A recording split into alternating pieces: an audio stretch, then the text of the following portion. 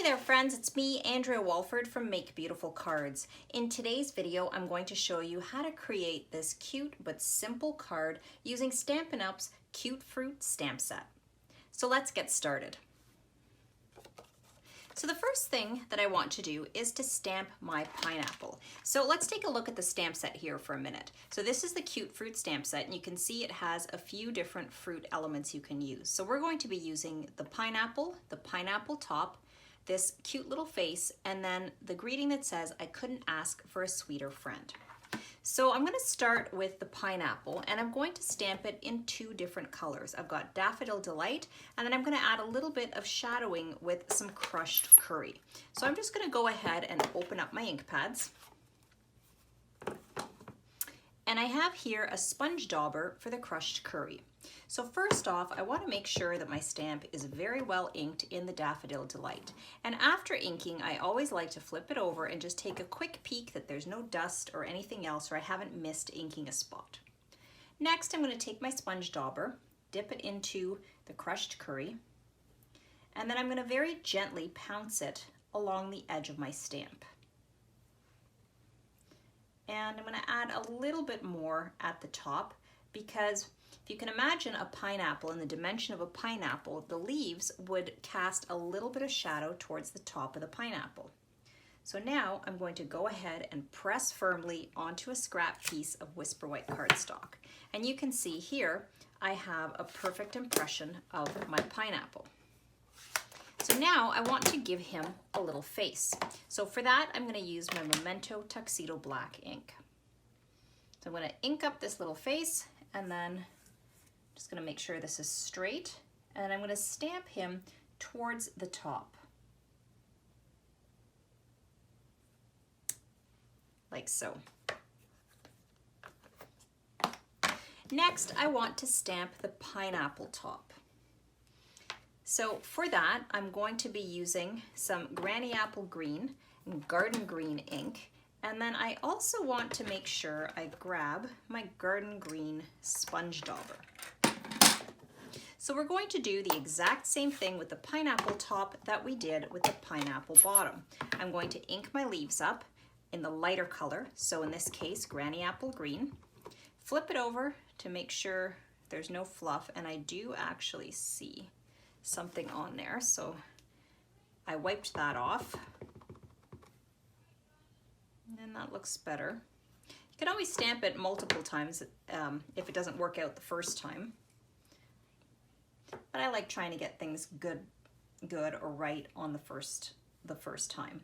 So now I'm going to take my Garden Green. You can see I dipped my sponge dauber into the ink, and then I'm just adding some kind of along the edges and then a little bit more at the bottom. And then I'm going to press firmly and stamp like so. Next, I want to fussy cut the images. Now, I'm not going to go into tips for fussy cutting in this video, because I do have another video that I will link to called How to Fussy Cut Like a Pro. Essentially though, all I'll say here is that you want to make sure that you leave a slight white border. So in this case, I'd say my border is probably somewhere around 1/16 of an inch or less. So I'm going to go ahead, I'm going to cut the pineapple base and the pineapple top, and then I will be right back. So now I've got the straight edge of my scrap paper aligned against my grid paper. I've got some temporary removable adhesive to keep it in place so it doesn't shift as I'm stamping. And now I'm going to ink my stamp up in my Memento Tuxedo Black. I want to take a quick peek to make sure that there's no fluffs and it looks okay, and then we're going to stamp it along the bottom right corner. So there you can see how that looks. So now what I want to do is trim it into pieces. So I'm just going to use my mini little Stampin' Guillotine trimmer from Stampin' Up. Really, any guillotine trimmer would work. And I stamped it a little bit higher than I would like. So I'm just going to first trim the bottom a little bit. Let's take a look at that. That looks pretty good. Now I'm going to slide it a little bit further.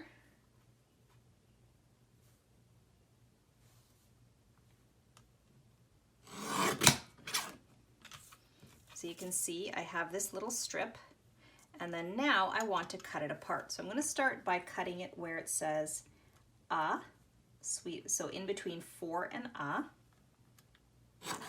like that. And then I want to cut in between the ask and the for, and then I just want to trim it here like so. So you can see here I couldn't ask, and then I have for and a sweeter friend. So now I'm going to be anchoring this on a piece of patterned paper, and I have here one of the patterns from the Playful Patterns Designer Series paper, and I cut a strip that was 3/4 of an inch high, and then I cut 3 inches off of it. So here you can see I have this 3-inch strip here. Now I also want to embellish it with these little flags. Now this is the happy dies, and they coordinate with the So Much Happy stamps, but I just find this die set has so many fun elements that you can use on its own. And as you can see here, I really like this little flag banner here. So I die cut a couple pieces out of Calypso Coral cardstock. So I'm going to be using that as well. So with all my pieces ready to go, the next step is to start assembling the card. So I have here a cardstock panel, Whisper White, that I cut to 3 7/8 by 5 1/8 of an inch. And there's a few spots on the one side, so I'm just going to flip it over. And again, I'm aligning it with my grid paper. I find it just a lot easier to keep things straight that way. And then I'm going to stick this strip so that it's about 3/4 of an inch up from the bottom edge of my cardstock panel. So now I'm going to stick down this little piece of banner. I just want a little piece under here. So I'm going to cut this apart so that I can use one of these curves. And my plan is to stick it just under there. So for that, I'm going to use a 2-way glue pen. So let me just grab this little flag, and I'm just going to take my 2-way glue pen and I'm going to dab it right on each of the flags.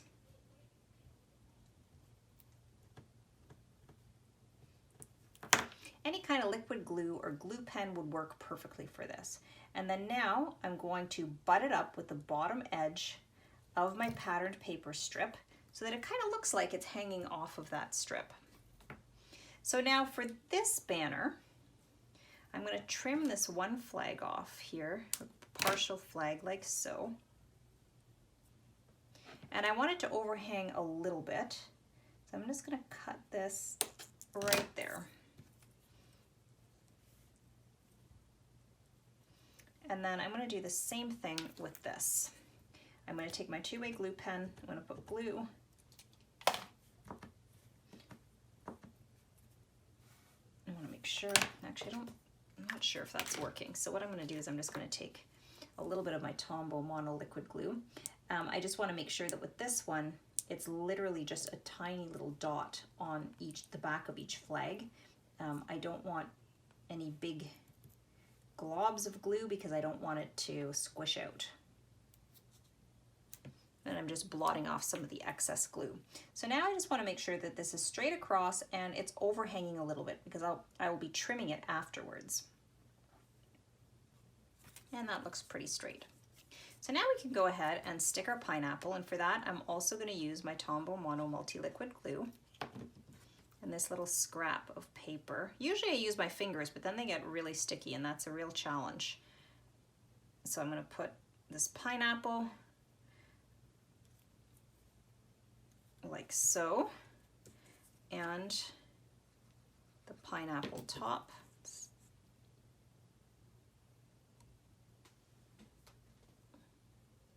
And I'm going to overlap the pineapple top with my pineapple just a little bit.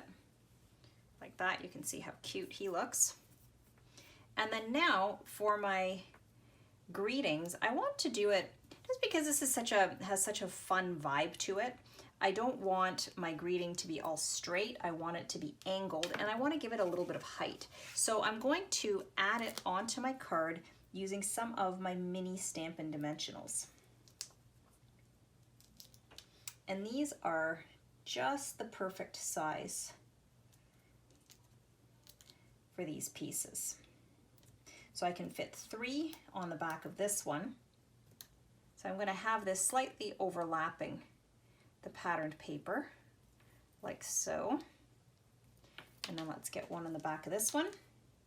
I want this offset a little bit. I don't want it in line, and I want it a little bit crooked, which that's not quite crooked, so I'm going to make it a little more crooked. Like that. And then let's get some dimensionals on the back of this one, and we'll stick that down. So now this one I'm going to angle. Let's see, I have this one pointing downwards, so this one I'll have angled upwards just a little bit like so.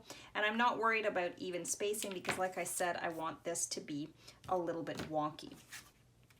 So now I'm going to mount this onto a Whisper white card front. It's a 4 1/4 by 5 1/2 inch note card, and I created this out of Whisper white thick cardstock.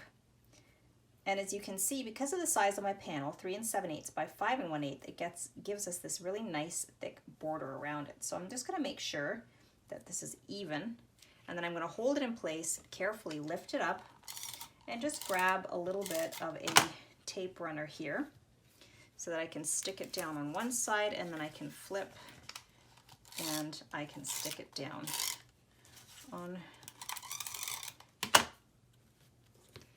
this side.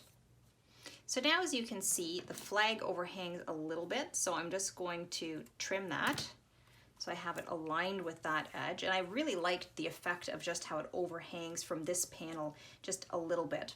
So the last thing I want to do is add a few embellishments, and for that I'm going to add some sequins that I have here. These are sequins with an adhesive backing, and this color here goes quite nicely with the colors on this card. So I'm going to put one large sequin here, and then one of these kind of orangey sequins, the smaller size, I'm going to put here. Maybe I'll move this one over just a little. And then one of these deeper colors here again, a smaller one down here. So there you go, a quick, easy, yet super cute card. Well, I hope you enjoyed this tutorial, friends, and I look forward to creating with you again. See ya!